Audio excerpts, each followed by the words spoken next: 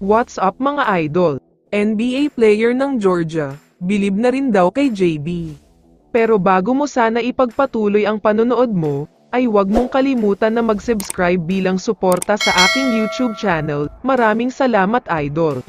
First time in Philippine basketball history, na makakapasok sa top 4 at semifinals ang Gilas Pilipinas. Kahit natalo sila kontra sa Georgia ay lumang pa rin sila sa quotient differential, kaya naman advance na sa semis ang Gilas. Pero bago nangyari yan, hindi madali ang pinagdaanan ng Gilas Pilipinas lalo na kontra sa Georgia, kung saan naunahan sila ng mga ito, matapos lang naman gumawa ng 16-0 sa fourth quarter. Ibang Georgia ang napanood nating lahat. Nakadikit naman kahit papaano ang Gilas dahil naibaba nila yan sa 9 points, pero mas mabigat na run ang ginawa ng Georgia, kaya umabot na sa biggest lead na 20 points, kaya naman nahirapan ng husto ang Gilas.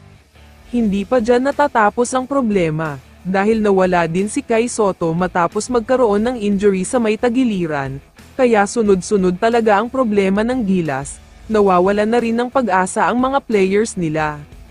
Akala ng Georgia ay tuluyan na nilang tatambakan ang Gilas at makakapasok na sa semis, pero mukhang hindi nila kilala ang greatest player in the Philippines na si Justin Brownlee, kaya pinakita nito ang kalidad niya bilang isang player.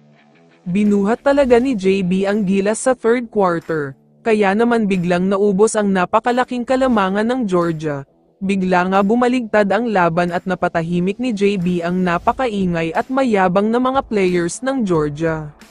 Dikit pa rin ang score sa fourth quarter, pero nanalo ang Georgia dito ng 2 puntos. Pero ito yung tipo ng pagkapanalo na hindi talaga matutuwa ang isang team, dahil hindi pa rin sila makakapasok sa OQT semifinals. Sa kabilang banda naman, ito yung pagkatalo na sobrang saya talaga ng isang team, dahil naiwasan nilang magkaroon ng mababang quotient system, kaya naman kahit natalo ay Gilas pa rin ang aabante sa semifinals. Kaya naman pagkatapos ng laban, may sinabi ang NBA player ng Georgia na si Guga Bitadse tungkol kay Justin Brownlee. Ayon sa kanya ay ibang klase nga daw talaga ang leadership, skills, shooting at talento ni Brownlee. Kung si Bitadse nga daw ang tatanungin, mas magaling pa si JB kesa sa ilang mga NBA players.